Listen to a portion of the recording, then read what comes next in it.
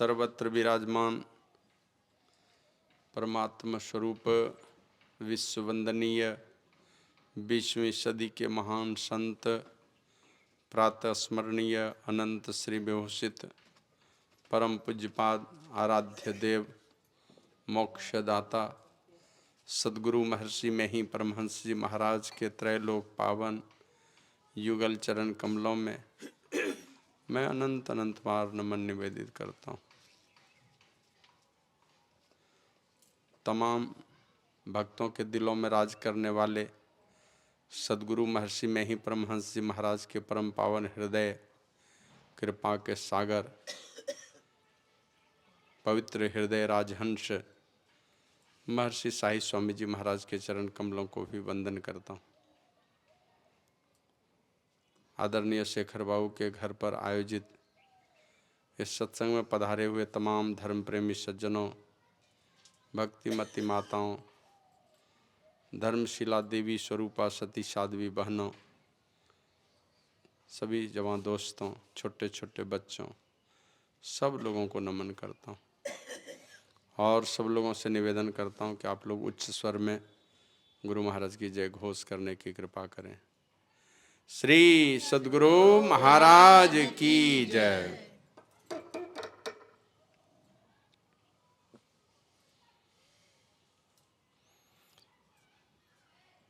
हमारे यहाँ जो भी हमारे पूर्वजों ने, ऋषि मुनियों ने जो भी पर्व त्योहार निर्धारित किए हैं, उसके पीछे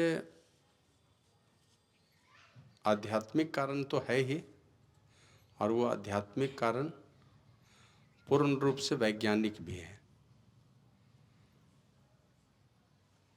और ऋषि मुनियों ने अनेकों पर्व त्योहार हमारी सभ्यता संस्कृति में निर्धारित किए हैं। अलग अलग महीने में, अलग अलग ऋतु में, अलग अलग दिनों में निर्धारित किए हैं। और हर पर्व हमारे जीवन में अनेक प्रकार की खुशियां लेकर के आता है। उन्हीं खुशियों में से एक खुशी तो ये है, आज भगवान धन्वंतरी का प्राकट्य दिवस है। समुद्र मंथन हुआ, 14 रत्न निकले, उसमें से एक रत्न वैद्य धन्वंतरी भी थे। अमृत कलश लेकर, आयुर्वेद की पुस्तक लेकर आए इस धरती पर और संसार का बड़ा ही भला किया उन्होंने। जो हमारे लिए भला करते हैं, हमारे पूर्वज तो इतने दयालु, माने इतने भक्त थे, जिनका भी एहसान हमारे जीवन पर हुआ उनको भगवान के रूप में पूजा। चाहे देवी देवता हो, पेड़ हो, सूरज हो, चंद्रमा हो, नदी हो, जो भी है सबको भगवान के रूप में, देवता के रूप में पूजा की है। तो वैद्य धन्वंतरी की बहुत बहुत कृपा है। उनके चरणों में भी श्रद्धांजलि अर्पित करता हूँ, नमन करता हूँ। दूसरी बात है कि हमारे जीवन में एक और बड़ा पर्व सामने में आ रहा है, इसके बाद ही लगे, वो है दीपावली। वो भी महान, बहुत सारी खुशियाँ और दुनिया को एक सबक देने के लिए आता है हर साल। लोग भूलता है, समाज में भाई भाई में थोड़ा विद्वेष होता है, आपस में क्रूरता आती है, कठोर भाव आते हैं। लेकिन सारे पर्व आते हैं हमें दोहराने के लिए, याद दिलाने के लिए हर वर्ष। और क्या याद दिलाने आता है, तो थोड़ा और पीछे से मैं चर्चा करूं। जब गुरु वशिष्ठ की अगुवाई में राजा दशरथ ने पुत्र कामेष्टि यज्ञ किया, पुत्र कामेष्टि यज्ञ में अग्नि देवता प्रकट हुए खीर का पात्र लेकर के। वो खीर माता कौशल्या और माता कैकेयी को दिया, माता सुमित्रा को नहीं दिया। लेकिन तीनों में इतना प्रेम था ना, तीनों थी 3 घर की, लेकिन प्रेम इतना था कि शायद अपनी बहन में भी उतना प्रेम हो कि नहीं हो। तो दोनों ने आधा आधा दे दिया सुमित्रा को, परिणाम क्या हुआ? कौशल्या एक बेटे की माँ, कैकेयी एक बेटे की माँ, सुमित्रा 2 बेटे की माँ। वो खीर ग्रहण किया, खीर का प्रसाद, समय पाकर गर्भवती हुई तीनों रानी।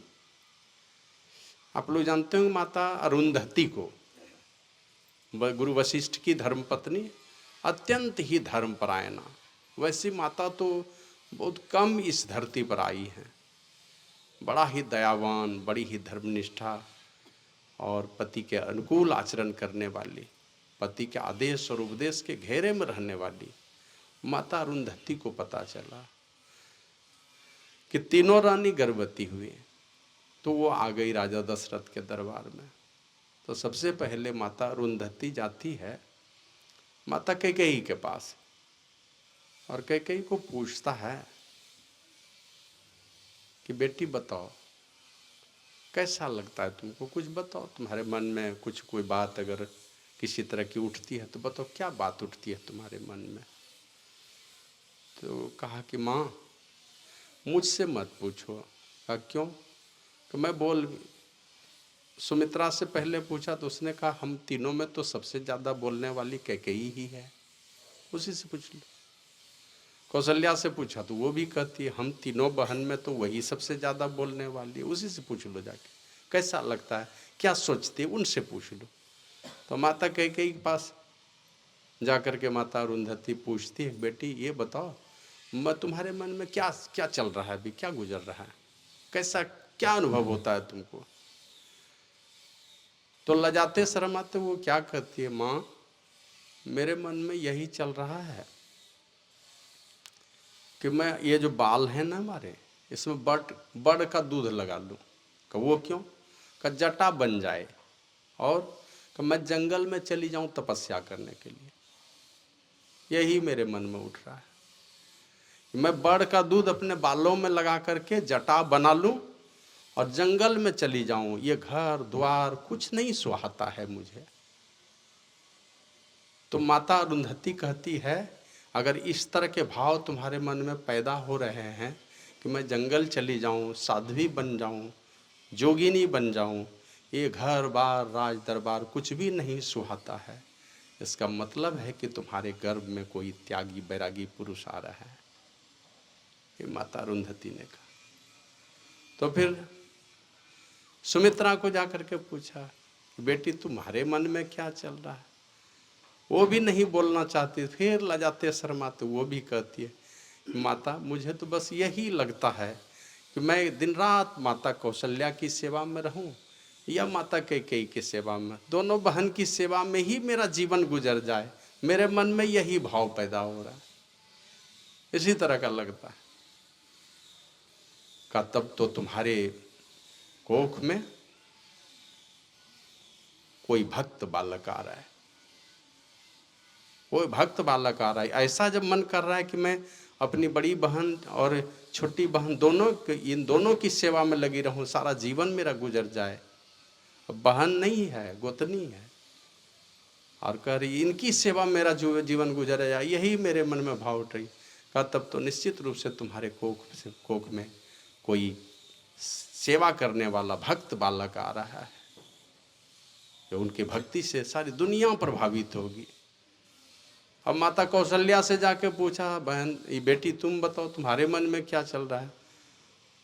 माता अरुंधति पूछती है तो वो कहती है माँ मुझे तो लगता है संसार में जितने जीव हैं ना, जो भी मेरे नज़र के सामने में आते हैं, बस यही भाव मेरे मन में आता है कि सबका उद्धार हो जाए, सबका कल्याण हो जाए, जीवन में किसी को किसी प्रकार का दुख नहीं रहे, कोई किसी से किसी प्रकार का बैर भाव नहीं रखे, सबका भला हो, सबका कल्याण हो, सब भक्ति के रास्ते में लगा हुआ हो। तो कहती है माता अरुंधति बेटी निश्चित रूप से परमात्मा ही तुम्हारे कोख में आ रहे हैं, वे ही ऐसा भाव रखते हैं सारे संसार की मुक्ति हो जाए, सबका भला हो जाए, कोई किसी से बैर भाव नहीं रखे। बाबा कबीर की वाणी में आया ना, परली पार तेरा मीता खड़िया।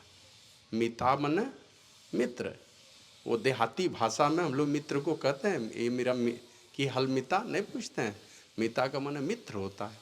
और वो परमात्मा मित्र वो तुम्हारे कोख में आया है। तो इस प्रकार का भाव।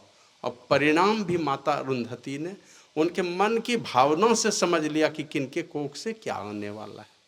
तो माता को पहले ही पता चलता है, बच्चे संसार में आते हैं कुछ न कुछ अपने संस्कार बच्चे लेकर के आते हैं।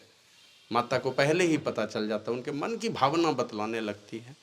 तो इस प्रकार तीनों के कोख से क्रम क्रम से माता कौशल्या के कोख से भगवान श्री राम आए, सुमित्रा के कोख से लक्ष्मण और शत्रुघ्न, जो एक भाई राम की सेवा में और एक भाई भरत की सेवा में। लक्ष्मण सारा जीवन गुजार दिया राम जी की सेवा में और भरत की सेवा में शत्रुघ्न ने गुजार दिया। 14 वर्ष वो निराहारी रह करके और ये यहाँ शत्रुघ्न 14 वर्षों तक एकदम खुले आसमान में शिलाखंड पर सो करके। भरत जी अंदर क्या कहते गड्ढा करके झोपड़ी बनाए तो उसमें रहते थे और शत्रुघ्न शिलाखंड पर सोता था 14 वर्षों तक। इस प्रकार का जीवन गुजरा। और 14 वर्ष के वनवास के बाद भगवान श्री राम जब लौटे हैं, अब देखिए किस प्रकार भाई से भाई का प्रेम सारी दुनिया को, माने एकदम ऐसा वेपर लाइट है, सारी दुनिया को रोशनी देता है। इस घटना को अगर याद करें तो ये घटना आप लोग सुने होंगे, पढ़े होंगे कि एक खानदान ऐसा भी हुआ है इस देश में, 4 भाई था, 4 भाई, चारों भाई को 3 भाई को मार दिया, 3 भाई को मारा। और उसमें से सबसे बढ़िया भाई जो था ना उसका गर्दन काट दिया, बाप को जेल में बंद कर दिया। और सबसे बढ़िया वाला भाई का गला काट करके थाल में सजा के पिताजी के पास भेज दिया जेल में। ऐसा भी हुआ इस देश में। लेकिन उसके उलट, उसके विपरीत अगर देखते हैं, भगवान श्री राम की कथा को उलटते हैं, 14 वर्षों के बाद लौटे। और लौटे हैं तो जो खड़ाऊ दिए थे 14 साल पहले राम जी ने, वो खड़ाऊ राज सिंहासन पर स्थापित करके रखा था। और उस महल में कभी प्रवेश नहीं किए 14 वर्षों, तो बाहर में ही वहीं रह करके वो नंदीग्राम में रह करके राज सत्ता का संचालन करते रहे। और आप लोग जानते हैं राम जी जब गए थे वन को, तो यही भरत ने सवाल किया था सारे मंत्रियों से कि राम को जब युवराज चुना गया था तो सर्वसम्मति से चुना गया था कि नहीं? तो बोला हाँ। आप लोग जय जयकार किए थे कि नहीं? बोला जब युवराज घोषित किया गया तो जय जयकार तो किए थे। बोला जिस दिन राजा दशरथ उसको वनवास दे रहे थे उस दिन आपने विरोध किया था।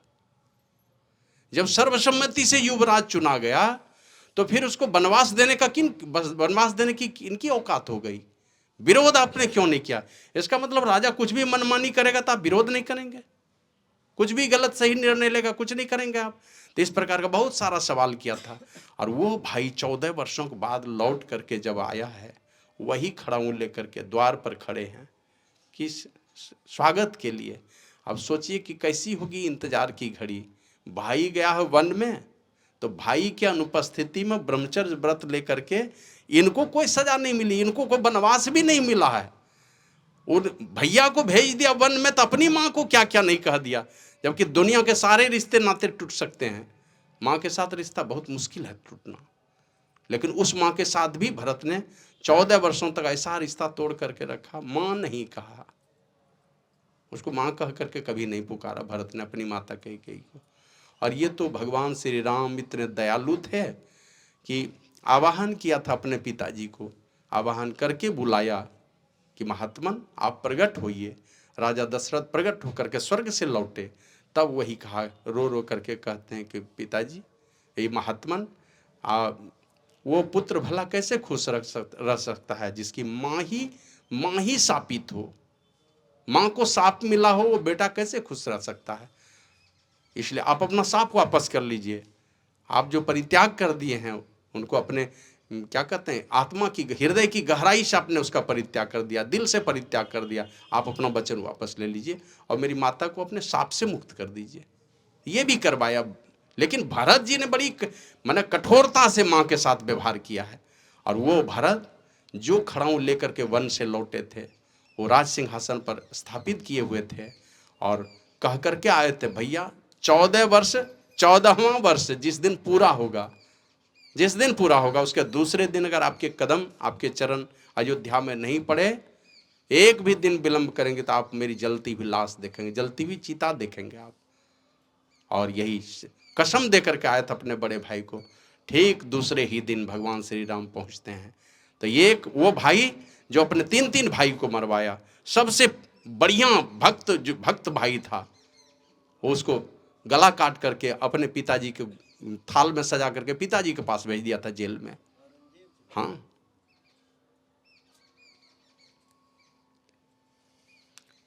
और वही है दो, एक ये भाई है 14 वर्षों से इंतजार कर रहा है, मतलब फलाहारी बन करके ब्रह्मचर्य व्रत का पालन करके भैया के मतलब पल पल पल वो बाट जोह रहा है कि भैया आएंगे हमारे, और आए और उनको उस जिस गद्दी पर वो कभी बैठे नहीं, और फिर से भगवान श्री राम को उसी गद्दी पर बिठाया।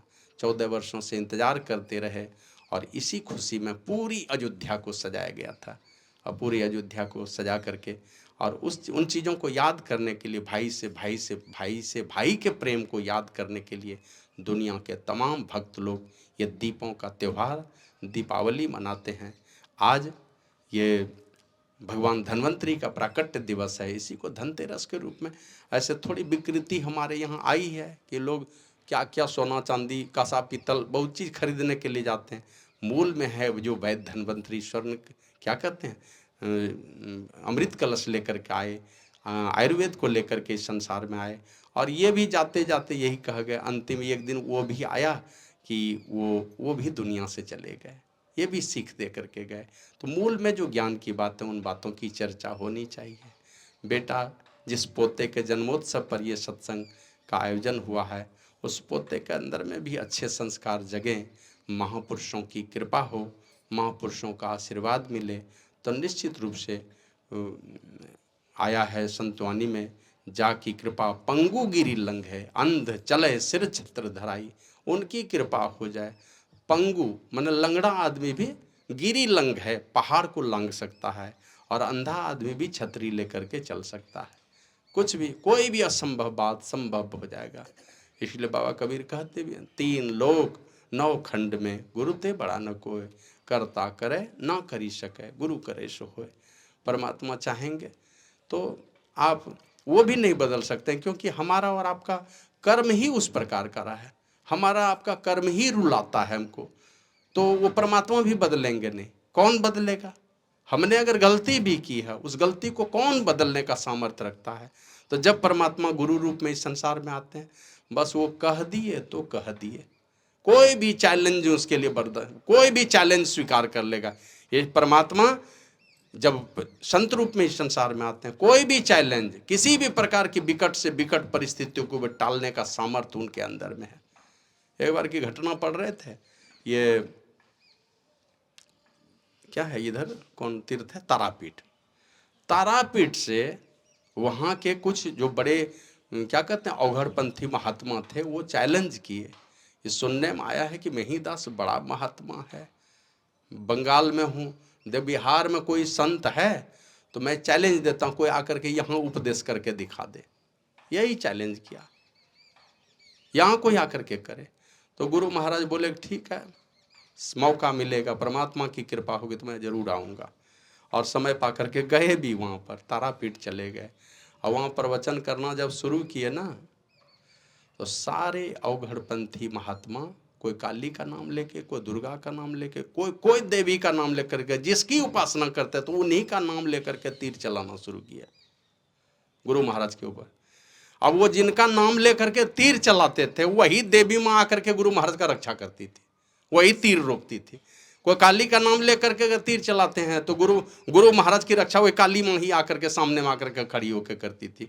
और इस प्रकार बहुत बहुत तीर चलाए गए, लेकिन गुरु महाराज को एक भी तीर नहीं लगी। और अंतिम वहाँ के जो मुख्य क्या कहते हैं, वो अवघड़पंथी महात्माओं के जो हेड थे, वो आए और आकर के क्षमा याचना की, एक प्रभु मुझसे बहुत बड़ी गलती हो गई। तो इस संसार में आकर के कुछ भी संतों के सामर्थ्य की, जो दुनिया में कोई भी ऐसा काम नहीं है जो संतों के सामर्थ्य में नहीं है। कुछ भी हो सकता है, कुछ भी कर देंगे। हमारे गुरु महाराज तो लिखते हैं, गुरु दाता दयाल, वह काटे जमजाल, पल में कर दे निहाल। पल में निहाल करने का सामर्थ्य अगर है कोई इस संसार में, तो संत सदगुरु के पास है। एक बार मैं बता रहा था आप लोगों को शायद कि एक माता जी गई किसी महात्मा के पास, बहुत अनुनय विनय की, महाराज कोई संतान नहीं है, आप कृपा कीजिए मेरे ऊपर। तो बोले तुम्हारे नसीब में संतति का सुख नहीं है, मैंने संतान का सुख नहीं है तुम्हारे नसीब में, तुम्हारे नसीब में ही नहीं है, मैं क्या करूं। तो माता जी रो करके वहां से चली आई, उनके शिष्य मिल गए। अब उनसे पूछते हैं, वो शिष्य पूछते हैं कि माता जी कहाँ गई थी। तो कहा कि महाराज जी के पास गई थी मैं आशीर्वाद मांगने के लिए, कोई संतान नहीं है उसी के लिए मैं गई थी। तो क्या बोले महाराज जी, बोले कि तुम्हारे नसीब में ही नहीं है, विधि ने लिखा ही नहीं है तुम्हारे नसीब में, तो संतान कहाँ से हो। अब वो शिष्य कहते हैं माता जी तो आप कुछ बोली उनके पास। कहा कि नहीं कुछ नहीं बोली। कहा बोलना चाहिए, तो जिनके विषय में जो जानेंगे वही न बोलेंगे। साधारण लोगों को किन्हीं के विषय में थोड़े ही पता चलता है कि कितने सामर्थ्य वाले हैं, वो तो जो निकट रहने लगते हैं उनको न पता चलता है कि वो कौन है। अब देखिए यही कुप्पा घाट में गुरु महाराज हुए, कहाँ कहाँ के लोगों ने, दूसरे देश के लोगों ने जाना, बगल वाले लोगों को पता है मेहिदास कौन थे, पता ही नहीं चला। जिस प्रकार कमल नाल के जड़ के पास मेढक को पता चलता है कि कमल की खुशबू का, नहीं चलता, दूर दूर से भौरे को पता चल जाता है। तो वो सेवक कहता है माता जी जाइए फिर से, और वो महाराज को कहिएगा महाराज नसीब लिखने वाले वहाँ भी आप ही थे, वहाँ लिखने में भूल हो गई तो यहाँ पर लिख दीजिए, वहाँ नहीं लिखा मेरे नसीब में तो यहाँ लिख दीजिए ना, मेरे नसीब में नहीं लिखाया तो नहीं लिखा, यहाँ लिख दीजिए आप। अब ये यहाँ से जा कर के कहते हैं महाराज मेरे नसीब में कोई संतान नहीं है। तो बोला नहीं। अब महाराज मेरे नसीब में नहीं लिखा है तो वहाँ भी लिखा जाता था आप ही की मर्जी से, यहाँ भी लिखने वाले आप ही हैं, वहाँ नहीं लिखे तो यहाँ लिख दीजिए। तो बोला कौन सिखाया है तुमको ये बोलने के लिए। कौन सिखाएगा, जो आपके निकट रहता होगा वही सुना सिखाया है, मैंने उनके शिष्य ने सिखा दिया, जाओ इस तरह से बोलना। हम लोग गुरु महाराज के भी विषय में सुनते समझते हैं, लोग जाते थे हिम्मत नहीं होती थे, लोग पूज्य संत सेवी बाबा को ले लेते थे, कोई भगीरथ बाबा को ले लेते थे, क्योंकि वो लोग बराबर रहते थे। और जब पूज्य बाबा शाही स्वामी जी महाराज रहते थे तो ये भी जाते थे, जब ये रहते थे तो कहा कि जा किसने सिखाया, तो कहा आप ही के शिष्य ने। तो गुरु वो कहते हैं अच्छा ठीक है जाओ, परमात्मा की कृपा तुम्हारे ऊपर जरूर होगी। अब बाद में कई बारी से कई बच्चे की माँ बनी। तो कुछ भी निहाल करने वाले हैं उनकी कृपा हो जाए। और वही चर्चा अभी हम लोग सुन रहे थे, तुलसीदास जी महाराज कहते हैं बंदो गुरुपद कंज, गुरु के चरण कमल की मैं वंदना करता हूँ। क्यों, तो कहते हैं कृपा सिंधु नर रूप हरि। ये गुरु क्या है, कृपा के सागर हैं। देवी देवता क्या हैं, ये कृपा के पोखर हैं, सागर नहीं है वो। थोड़ी कृपा का सामर्थ्य उनके पास में भी है, लेकिन कैसी कृपा, अगर गलती कीजिएगा तो फिर दंड के भी भागीदार बना देंगे, वो मटिया मेट भी कर देंगे, कुछ भी कर देंगे। श्री सद्गुरु महाराज की जय। अरे घर में ही देखते हैं ना, दो भाई अपने में खूब लड़ते हैं, वो दूसरे का क्या पंचायती करेगा, क्या करेगा वो। तो उसी प्रकार वो दया कितनी करेंगे, बस जितनी सी सामर्थ्य उनके अंदर में है वो उतनी दया करते हैं। लेकिन जरूरत पड़ने पर विषयों के गुलाम होने के कारण, त्रय गुणों के अंदर रहने के कारण वो कभी भी आपके ऊपर पूरी कृपा नहीं कर सकते। ये गुरु क्या होते हैं, ये कृपा के सागर हैं, दया के सागर हैं। कृपा करते कितना हूँ कृपा करेंगे, इनकी पूंजी ही नहीं घटने वाली है, क्योंकि सर्वनियंता सारे संसार के सृष्टिकर्ता जो परमात्मा है, उनकी सारी शक्ति लेकर के ये संत पुरुष आते हैं, भिट्टू पावर लेकर के इस संसार में आते हैं। तो तुलसीदास जी महाराज कहते हैं मैं गुरु के चरण कमल की वंदना करता हूँ। क्यों, तो कृपा सिंधु नर रूप हरि, ये कृपा के सागर हैं और नर रूप में परमात्मा है ना। और बाबा साहिब स्वामी जी महाराज तो और विश्वास पक्का कर देते हैं, माने एक निष्ठता कितनी है। वो कहते हैं हिया हरि रूप जानी, दिल में बिठा लीजिए कि ये हरि हैं, माने विष्णु कहिए या दुखों का हरण करने वाले परमात्मा कहिए। कहते हैं कि ये हिया हरि रूप जानी और भजा गुरु औढ़र दानी। गुरु क्या है, ये औढ़र दानी है, भोलेनाथ हैं। इसको देहाती भाषा में कहिए तो ढरक माल है। अब आया तपस्या करके, अब तपस्या करके वो किसकी कथा पर, सुंदुपुन सुंदर, दोनों आया ने, ये भस्मासुर आया, और वो भस्मासुर कहाँ से प्रकट हुए थे, नंदी ने ला दिया भस्म शमशान घाट से, भस्म लगाते थे। अब भस्म लगा करके वही भस्म लगा रहे थे, उसी भस्म में हड्डी मिल गई, जली नहीं थी, वो हड्डी मिल गई तो उस हड्डी को फेंक दिया भोलेनाथ ने। अब जैसे ही हड्डी को फेंका, उसी में से एक असुर पैदा हो गया, भस्म से असुर पैदा हो गया। अब असुर पैदा हो गया तो वो पूछते हैं कि भगवान मैं क्या करूं, का जाके तपस्या करो, तो चले गए तपस्या करने। अब तपस्या करके शक्ति अर्जित कर लिए। अब भगवान भोलेनाथ को कहते हैं कि मैं तुम्हारी भक्ति से बहुत प्रसन्न हूँ, बहुत कठिन तपस्या किए हो, वरदान मांगो। तो वो वरदान क्या मांगा, आया है कबीर बाबा कबीर वाणी में, जल परमाने माछरी, कुल परमाने बुद्धि, जिसको जैसा गुरु मिला उसकी वैसी शुद्धि। जैसे गुरु मिल जाते हैं वैसा ही विचार हो जाता है ना। आप ही के घर में एक बेटा देखिएगा महापुरुषों की संगति में गया तो महापुरुष का विचार आ गया, दूसरा बेटा जुआड़ी की संगति में गया तो जुआड़ी का विचार आ गया। तो जिसको जिस प्रकार के गुरु मिल जाते हैं उसी प्रकार की उसकी शुद्धि हो जाती है।